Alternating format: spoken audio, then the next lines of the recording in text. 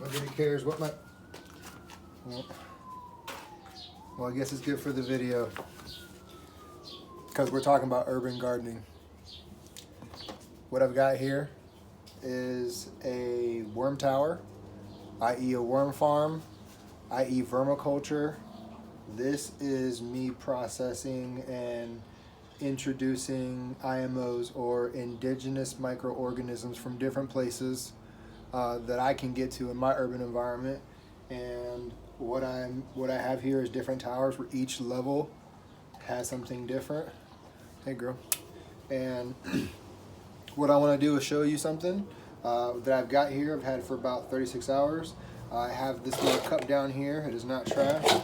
This is because I'd like to drain this worm chelates, these worm leachates, that's the word, chelated minerals in worm leachates. That's the correct way, okay? Okay, hit me in the comments, destroy me please. In this bottom right here reservoir, what'll happen is a collection of moisture throughout the day. Here's a little thing. Let me see if I got anything in here. Matter of fact, I'm gonna save that till later. I'm gonna flip it though and see if I have anything I haven't checked. So my top layer, I'm gonna be really careful about this. Boom. Here we go. Got some holes in it. I'm gonna remove this trash that I'm using as a top layer. All I've got here, here's a little piece of. Thank you. Got the mailman came through. Okay, what I have here is some sands, some sand, some. Here we've got some. The word is seaweed. Thank you. We have some pomegranate leaf from last year. There's a nice pomegranate tree from last year, a big pile of this, and it is May. We are in May. Okay, look, I'm gonna look on the bottom first. I gave it an opportunity. I didn't want to hurt anybody. Okay, okay, don't have any worms. And put this safely right here in the lid so I don't hurt nobody. Oh, look at you. Look at you. Oh, people driving crazy. We have here, look at this guy. Wow, he's having a good time in the rice. There we go, we got some more right there. We got some red wigglers in here. Okay, here's some red wigglers. We got, that's not a red wiggler. And then I'm gonna put this safely right here in my IMO tray. And just let y'all know about the IMO tray. Let me just do this real quick, I gotta be respectful. Korean natural farming, KNF. I love that, I'm learning about it, I love it. What I've got here is some leaves, some sand, some seaweed, and I had ice cubes that were in here. I put a tray of ice in here every day, and it seems to be a good moisture content for me. Make sure these guys are safe. No, they're still hanging. Okay, I'll give them a second. What I'm trying to do is I'm trying to see if, oh, and I also have wild grasses in here. I harvest the whole bottom layer of this is wild grass. That's how it's able to hold it in here. So it's like folded. I'm gonna move it around for you. Here you go. I gotta do that. Let me just do this. See? Makes sense now? Oh, duh. Look at that. Biochar. I got biochar in there. Sorry. And then where's the lid? Lid's right there. Okay, safely. Because I want to make sure I don't squeeze these guys. Because look at that, they're on the bottom. Look at this guy's still hanging out. But most of them went back in. I'm gonna give him an opportunity. He don't care. It's still pretty low lid over here. And now, and I do this too. I'm not sure, you can't really see it right there maybe, but I'll touch them, and then I'll slowly lay it down because I don't want to pinch anybody. I give them an opportunity to get into where they're at. All right, in here, what I've got, these guys are doing some good. I'm not gonna disturb them, okay? But what I've got here is some red wigglers, some night crawlers. I heard somebody say, don't go out and buy fishing worms. And I was like, don't tell me what to do. This America, I bought me some worms. Boop, and I did. I bought these guys. They're about to be fishing bait. And I said, no says I. And they're in here. And I'm understanding that, let me just grab this guy. Sorry, Blicky. Come here, Blicky. Here, this Blicky. See that right there? The abbreviation for it is a clit. I think it's a clitorum. Okay. Boom. Go back. That's an adult. Boom. Oh, look at you, strong man. Look at this. Look at this gal. That little thing right there, the ring on them, that means that they're adults. They could be sexually active. So I'm gonna let them do that. Ooh, this one's nice and heavy. I'm gonna put this on at an angle as to not. And then I've got here my expanded hardwood pellets and biochar mix. That's it. And some red wigglers are doing their thing down here. They chose to go below. But ever since I did this, I'm not getting any worms in the bottom, which is nice. So here we go. I'm gonna slowly put this on. I'm also do the same thing like I showed before, because I saw some worms on top and this is heavy. Gonna put it on. They're soft body. I heard that. I saw people like putting them in tumblers and letting them fall like damn 3-5 feet. No. These guys have feelings. And now I feel bad for all the time I did fishing. I'm still gonna go fishing, but now I can use other stuff. Just because it's a part.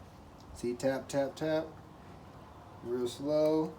And if I collect some indigenous microorganisms from these different places, i.e. the dang field grass, natural wild grasses, I'm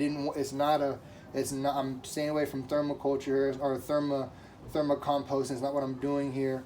What I'm trying to do is a cold compost. What I'm trying to do is get wild grasses that are, in the fields, prairies. You have a bacterial based or bacterial dominant, soil microbiome, right? Just because of the grass, just what it is. It's got a lot more sun. It's got more bacteria. Just the environment's better for bacteria. Whereas like this fungal leaves, I'm hoping that these leaves have some fungus on them. Like, look at this. That's sand. But for a second, I thought it was mycorrhizal fungi. And that's what I'm looking for. I'm looking for organisms and microbes and good, carbon loving, chelating, that's what I'm looking for. I'm looking for a recipe that's unique. And with this sand, what I did is I went out, and I want to talk about this a little bit. I went out and got brackish sand. What is brackish sand? I don't even know if that's a real thing, but I think that's what it is. Here's my idea, and I'll just kind of walk you through as I'm putting this away. If the river, tap tap, remember, being nice and soft. It's not very hard, but still. If the river is like washing stuff, silt and microbes and damn organic materials like humus, that's humus, broken down, leaves and whatever else, and just that recipe from the mountains and the river, like that's all coming down, right? It's swishing down. And then you've got the waves, that's salt water, and that's got a whole other kind of microbes and other extremophiles that live in like the Antarctic. I don't even know. There's stuff that lives in there that we don't know about. And I'm thinking that if they both come together and the waves are just crashing, just repetitive over and over and over, that's breaking down like sand or making sand from breaking up coral and other minerals. And now other minerals are available, other rocks and stones and seashells and what would be like microscopic, like we're talking like fish emulsion, like dead fish particles and bacteria that break that stuff down, and bacteria that gives the sea that kind of smell. I don't even know, but there's a recipe of microbes in the ocean. There's a recipe of microbes in the damn wilderness, and I have an idea that if they come together and the brackish water is doing their thing, like, I don't know, I just feel like this stuff could be worth a little bit if you went to where both of those waters met and pooled up. And when the tide affects it, keeps the water there, and the tide goes out, whatever. But there's a recipe right here, and I would like to get that recipe on this rice. Obviously, the worms are seen as a food source. They're doing their thing. In a cool world, it would be nice to see what we're looking for is an IMO 1 or whatever. That'd be pretty cool, and then I would harvest the rice and go to what would be an IMO 2, which is where I would take equal parts or a little bit more, pure, unfiltered, unbleached sand. I'm gonna throw this away, excuse me. And then what I would do is I'd put it in there, I'd mix it up manually, and then there's a consistency that I'm looking for. And what that sugar does is that sugar pulls water from the microbes and makes them dormant. So then I can send this recipe out to some of my friends or whatever, and I can get stuff from them and go travel to their places and go think, where would these recipes be good in this area? I don't know, maybe the wild nature forest of this area, that's cool. If azomite only grows or is only deposited from the volcanoes or volcano at one place, and that's damn Utah, and that's where they're getting azomite. Azomite is got like 70 trace minerals. It's got silver in it. It's got aluminum. It's got everything else you could think of. But I don't know. Like that's a recipe. I don't know. Azomite stands for A to Z.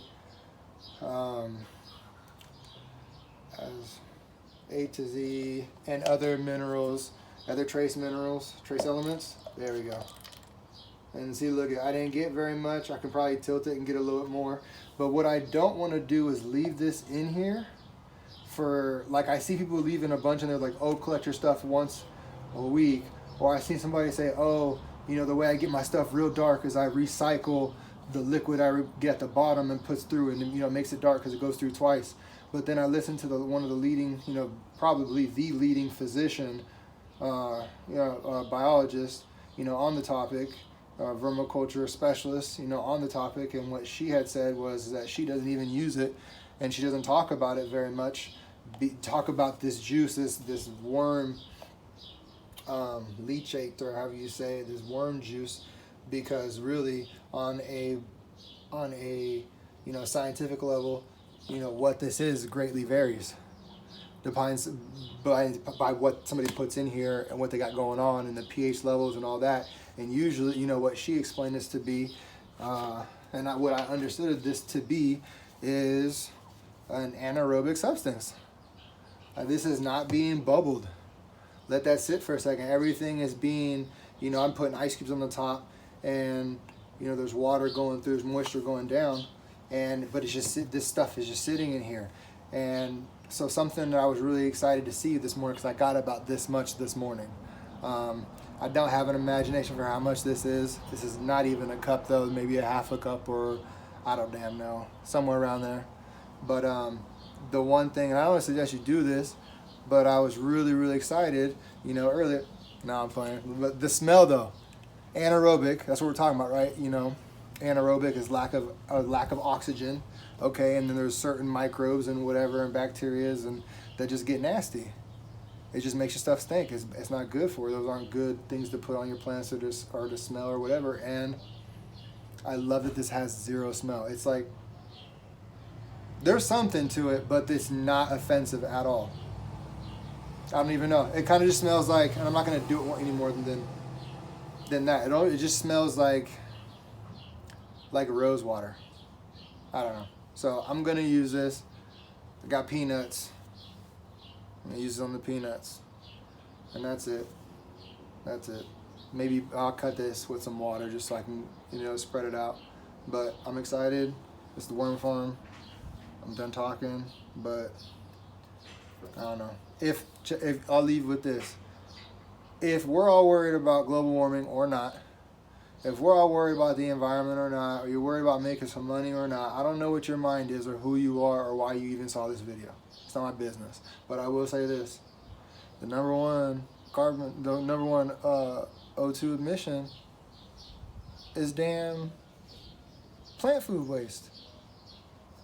Number 2 is cars, and the number 3 is cow farts.